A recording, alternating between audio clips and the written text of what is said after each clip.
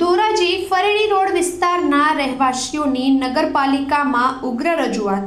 રાજકોટ જિલ્લાના ધોરાજી શહેરના ફરેડી રોડ વિસ્તારમાં રહેતા સ્થાનિક રહીશોએ ધોરાજી નગરપાલિકા સમક્ષ લેખિત તેમજ મૌખિક રીતે ધારદાર રજૂઆત કરી છે। રહીશોએ જણાવ્યું છે કે તેઓ છેલ્લા ઘણા લાંબા સમયથી મૂળભૂત સુવિધાઓથી વંચિત છે। રહેવાસીઓના જણાવ્યા મુજબ વિસ્તારમાં યોગ્ય રોડની વ્યવસ્થા નથી, પીવાના પાણીની નિયમિત વ્યવસ્થા નથી તેમજ સ્ટ્રીટ લાઇટોની પણ ભારે અછત છે। આ કારણે રોજિંદા જીવનમાં ભારે મુશ્કેલીઓનો સામનો કરવો પડી રહ્યો છે। સ્થાનિકોએ આક્રોશ વ્યક્ત કરતા જણાવ્યું છે કે નગરપાલિકા દ્વારા તમામ પ્રકારના ટેક્સ નિયમિત રીતે વસૂલ કરવામાં આવે છે, તેમ છતાં પણ બદલામાં જરૂરી સુવિધાઓ આપવામાં આવતી નથી। જો અમે ટેક્સ ભરીએ છીએ તો સુવિધાઓ કેમ મળતી નથી, એવો સવાલ રહીશોએ ઉઠાવ્યો છે।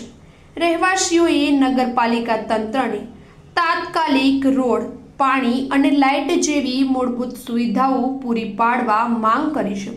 જો સમયસર યોગ્ય કાર્યવાહી નહીં થાય તો આગળ વધુ ઉગ્ર આંદોલન કરવાની પણ ચીમકી ઉચ્ચારવામાં આવી છે। પત્રકાર રાજુભાઈ બગડાની સાથે નરેશ પટણી, ડીજી ન્યૂઝ, ધોરાજી।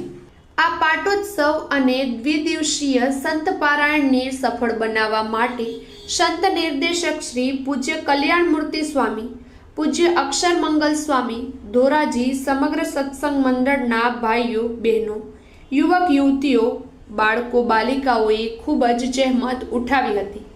આ પાટોત્સવમાં જાલણસર, ઉપલેટા, ભાયાવદર, મોટી પાનેલી, મોટી મારડ, જમનાવડ, જલેવડી મંડળના હરિભક્તો પણ મોટી સંખ્યામાં લાભ લીધો હતો। પત્રકાર રાજુભાઈ બગડા સાથે નરેશ પટણી, ડીજી ન્યૂઝ, ધોરાજી।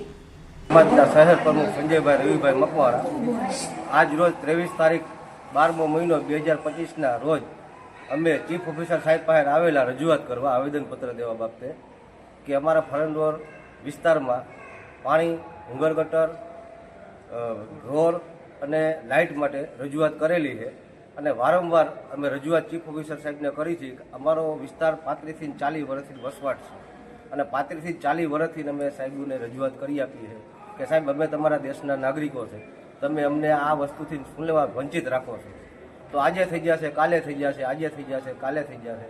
એટલા માટે અમે મીડિયાને સાથે રાખીને અધિકારીઓ, ચીફ ઓફિસર સાહેબના જે નીચે અધિકારી છે એને અમે આવેદનપત્ર આપેલું છે અને એને અમને એવી બાંધણી આપેલી છે કે ભાઈ તમે બધા હરીમરીને બધા વ્યક્તિઓ આવેલા છો, નબળા માણસો છો, અમે તમારું સાંભળશું, અમે ચીફ ઓફિસર સાહેબને રજૂઆત કરશું અને તાત્કાલિક ધોરણે તમારું કામ ચાલુ કરશું।